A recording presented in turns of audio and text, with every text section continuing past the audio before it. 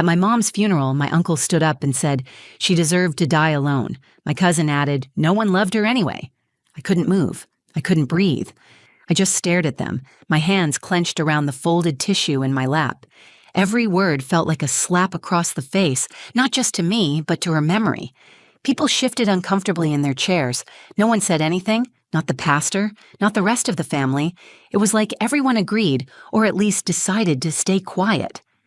Then the door at the back of the room opened. A man in a dark green military uniform walked in. Tall, quiet, maybe late 30s. He didn't look at anyone. He walked straight toward the casket. His boots echoed on the floor, one step after another. He paused in front of my mother's body, removed his cap, and looked down at her. Then he said, I owe her everything. The room went dead silent. No one knew who he was. Not me, not my uncle, not even the pastor. And in that moment, everything I thought I knew about my mother and about the people who claimed to know her best began to change. Let me take you back a few days before the funeral. The house was too quiet.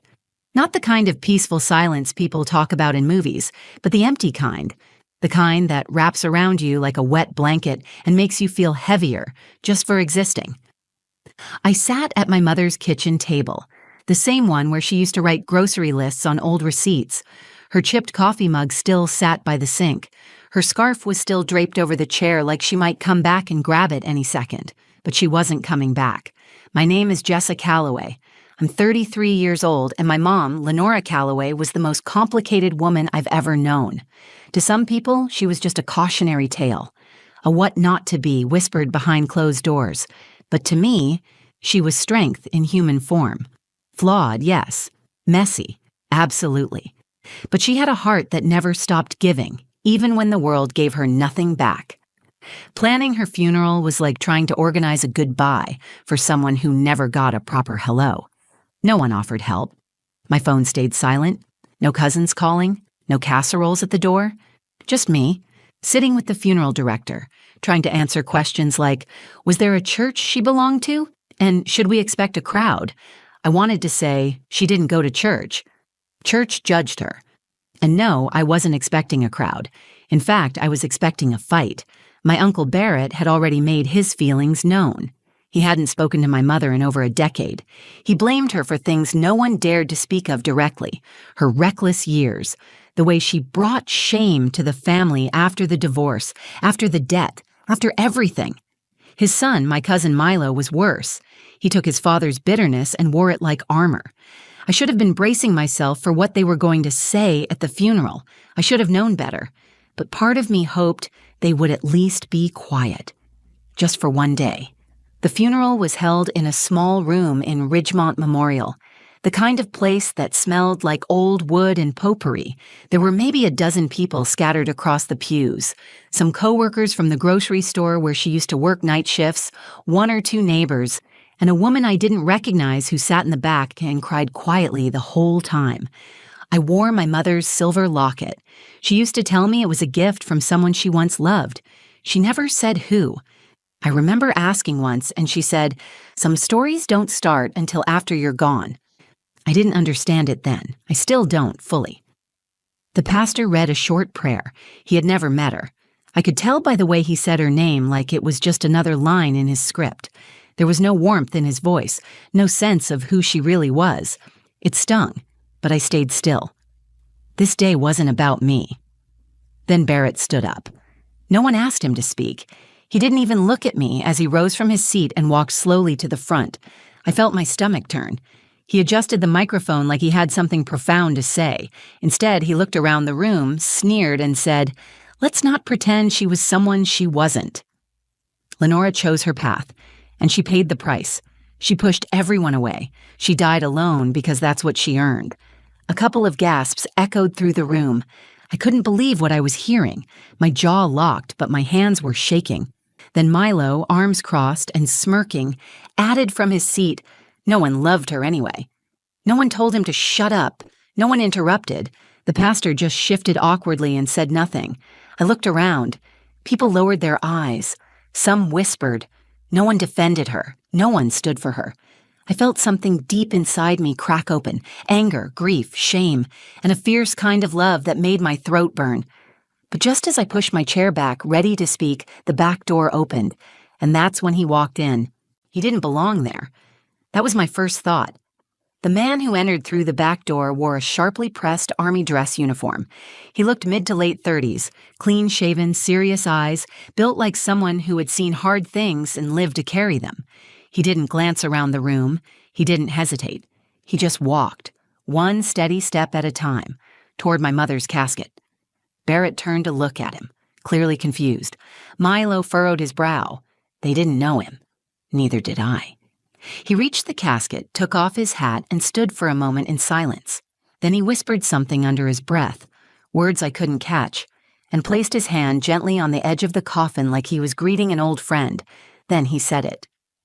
"I owe her everything." Those words didn't land like a statement. They landed like a stone dropped into still water. Everyone froze. The woman crying in the back stopped mid-sob. The pastor looked stunned. Even Barrett didn't speak. The man turned slowly to face us, and his voice carried, not loud but clear. "I know none of you know me, but I knew Lenora Calloway. Better than most, I think. She saved my life." He looked straight at me. "You must be her daughter." I nodded slowly, still trying to understand what was happening. Barrett muttered under his breath, "Saved his life?" "Yeah, right." The man turned toward him. "You don't have to believe me, but I'm going to tell you anyway." He took a breath. 20 years ago, I was 17 and living on the street. My parents had both died, I had no siblings, and I aged out of foster care with no direction, no money, no clue what came next. It was November. Cold. I was sleeping behind the dumpster behind a grocery store off 3rd and Ridge. One night, a woman came out the back door with a trash bag. She saw me. She didn't scream. She didn't call the cops. She asked if I was hungry. He paused, eyes scanning the room. "That woman was your sister, your aunt, your mother. She gave me leftover soup and a warm blanket from her car, and the next night she came back, and the next? For 3 months she made sure I had something warm to eat and something dry to sleep under." I couldn't believe what I was hearing. My mom had never told me any of this, not once. The man continued, "She never asked for anything. She didn't give speeches. She didn't make me feel like a project. She treated me like a human being.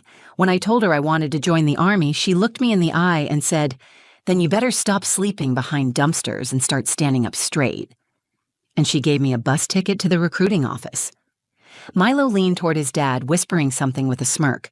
Barrett looked uncomfortable, but he didn't interrupt. The man ignored them. "I went on to serve 3 tours. I built a career. I have a family. I mentor at-risk youth now. I've spent the last decade helping kids who were just like me, and every time I help someone, it's because of her." He looked back at the casket. "She may not have been loved by all of you, but she was loved by me, respected by me, and I know I'm not the only one. She left a mark. You just never looked close enough to see it." I felt tears running down my face, and for the first time that day, they weren't just from grief. Barrett stood trying to reclaim control. "You don't know what she did to this family." The man stepped closer.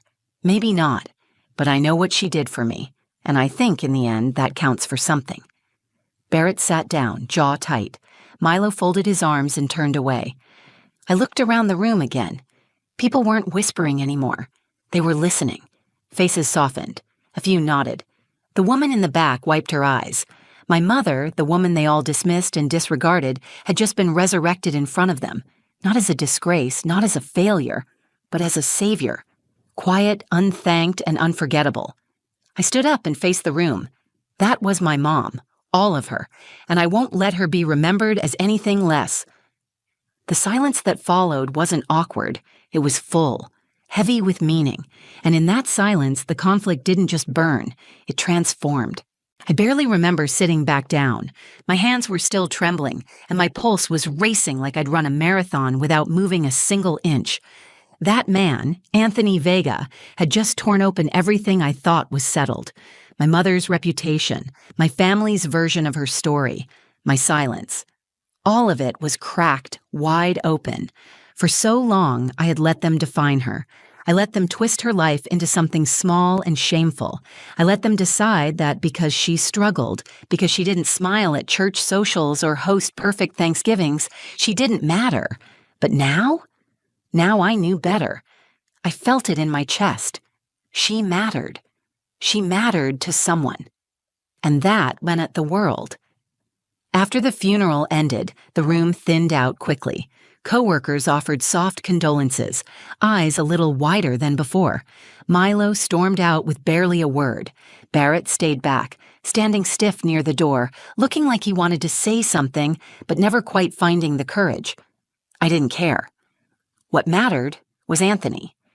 He waited near the casket, quiet and respectful, like he wasn't ready to leave her either. I walked up to him, still feeling unsteady but determined. "Can I ask you something?" I said. He nodded. "Of course." "Why did you come today?" Anthony took a deep breath. Because for 20 years, I promised myself I'd find a way to thank her. But she moved, changed numbers. I couldn't track her down. I only found out she passed 2 days ago. Someone from the store posted about it online. I drove all night to get here. "You didn't have to do that." "I did," he said without hesitation. "People like her. They don't get statues. They don't get headlines. But they should get remembered right." I nodded, swallowing the lump in my throat. "Thank you for what you said, for everything." He reached into his coat pocket and handed me something, an old, faded photograph. It showed my mother, much younger, standing beside a skinny teenage boy with a buzz cut. They were outside a diner. She had her arm around his shoulder, and she was laughing. "I've kept this in my wallet since the day she gave me that bus ticket," he said. "She told me to take a picture so I'd remember I wasn't invisible." I pressed the photo to my chest. "She never told me about you, about any of this. She didn't like talking about herself. She only talked about you." That was the moment it all snapped into focus. My mother wasn't ashamed of her past. She just didn't want it to burden me.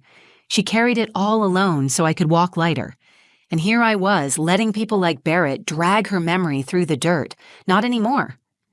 I went home that night and sat at her desk. It was cluttered with scraps. Old receipts, clipped recipes, handwritten notes in the margins of torn envelopes. And beneath all that, I found a notebook.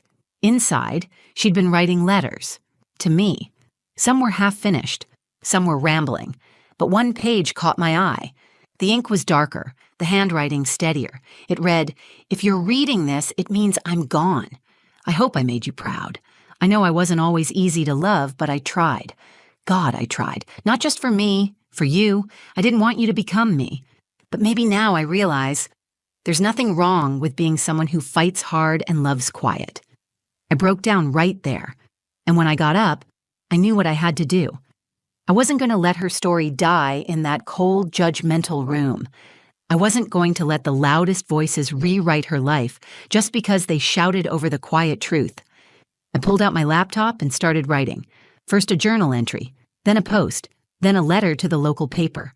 I talked about the woman who took in strangers, the woman who worked 2 jobs and still came home to make soup, the woman who taught me to be kind even when no one was watching. I didn't care if anyone else believed it. I knew the truth now. And I was going to make sure the world knew it too, because if my mother could change someone's entire life with a blanket and a warm meal, then the least I could do was change how the world remembered her, starting with her name. Lenora Calloway, a woman who saved lives without needing to be seen. A few days after the funeral, I got a message from Anthony. It was short, just a sentence and an address. "You should see this. She never stopped helping." I almost didn't go. Part of me wanted to stay in the warmth of the memories I had just uncovered. Just me, my mom, and the pages of her quiet strength. But curiosity tugged at me. If there was more to her story, I had to know it. The address led me to a community center about an hour outside of town. It wasn't fancy. The paint on the sign was chipped, and the front steps creaked under my feet. Inside, the walls were covered in artwork, paintings and poems, some childish, others raw and emotional, the kind of art that comes from people who've lived through storms. A woman greeted me at the front desk. "You must be Jessa." I blinked. "Yes. How did you know?" She smiled. "We were expecting you. Anthony said you might come. Follow me." She led me down a hallway and into a small room lined with bookshelves, mismatched chairs, and a bulletin board covered in Polaroids. On the far wall, there was a framed photo of my mother. It took my breath away. She was younger, mid-40s maybe, wearing a denim jacket and holding a tray of cupcakes. Around her were 3 kids smiling up at her like she'd hung the moon. The caption beneath it read, "Miss Lenny, our anchor." I turned to the woman beside me. "She volunteered here." She nodded. "More than that, she saved this place. We were on the verge of closing. No funding, barely any staff. Your mother showed up one afternoon and asked if we needed help. She cleaned. She cooked. She ran after-school tutoring. She taught writing workshops to teenagers who wouldn't speak to anyone else. She never asked for credit. She just showed up." I felt the tears coming before I could stop them. She never told me. She didn't do it to be remembered. She did it because she knew what it felt like to be invisible. I walked over to the bulletin board and stared at the photos. In each one, she looked happy. Not just smiling, but truly at peace. Her eyes, which so often looked tired when she came home at night, sparkled in these pictures. There were handwritten notes, too. One said, "Miss Lenny taught me how to write my first story." Another, "When I wanted to drop out, she told me my voice mattered." I believed her. I traced my fingers along the edges of the board, absorbing every word like oxygen. She hadn't been the woman my family claimed she was. Not even close. She hadn't lived a small life. She'd lived a hidden one filled with quiet power, with small acts that rippled into big changes. For years, I had carried her story as one of tragedy, but now I saw it for what it really was, a story of survival, of sacrifice, of love that didn't need applause to matter. Anthony met me outside when I left. He leaned against his truck, hands in his pockets, watching the sky darken. "She came here every Thursday," he said, "rain or shine." "I didn't know this version of her," I said. He nodded. "Most people didn't, but it's not too late to tell that story." And that's when I knew what I had to do. I went home, pulled up the draft of the post I had started after the funeral, and rewrote the entire thing. This time, it wasn't about defending her. It was about celebrating her. I included the picture from the center, the notes from the kids, Anthony's words, and even a few pages from her notebook. I told the full story of a woman the world discarded, who refused to discard anyone else. When I hit publish, I didn't expect much, but within hours it spread. People shared it, commented, told their own stories, strangers who had met her at the shelter, kids she'd mentored, former coworkers who remembered how she always brought extra food for the new hires who couldn't afford lunch. One comment read, "I never knew her name, but she gave me a blanket when I was 13 and sleeping under a bridge. Thank you for reminding me who she was." Another said, "She was a quiet hero. Thank you for making her loud." And that's when I realized my mom hadn't needed the world to see her. She just needed one person to finally tell the truth. That was going to be me. It's been 3 months since the funeral. I still can't drive past Ridgemont Memorial without feeling a pang in my chest. But now, it's not just grief that shows up. It's pride, gratitude. A strange, soft ache that reminds me my mother mattered. Not just to me, but to people she saved, to lives she touched, to a community that knew her not as a cautionary tale, but as a quiet constant in the chaos of their world. Since I published the post, something unexpected happened. The story didn't just resonate, it moved. It reached places I never imagined it would. A local reporter called me. Then a national blog picked it up. And suddenly, Lenora Calloway, my mother, was no longer a footnote. She was a feature, a name spoken with reverence, not ridicule. One of the kids from the community center, well, not a kid anymore, she's 24 now, reached out to me. Her name is Danny. She told me my mom helped her stay in school when her family life fell apart. She had nothing but a garbage bag full of clothes and a lot of anger. But my mom saw something in her. "She didn't try to fix me," Danny said. "She just listened. And when I failed a class, she told me failing wasn't the end unless I stayed there."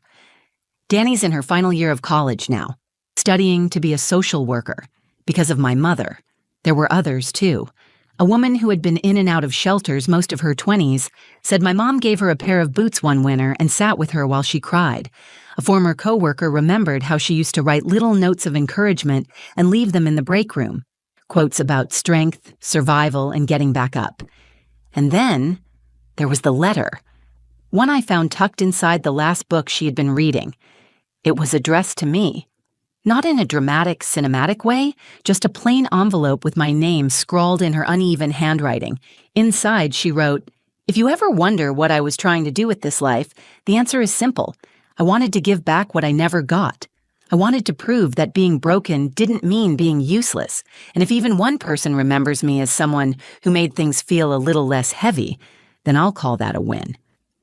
I read that letter every week, sometimes out loud, sometimes silently with my hand pressed against the paper like it might still be warm from her touch. My relationship with my family didn't magically heal. Barrett hasn't spoken to me since the funeral.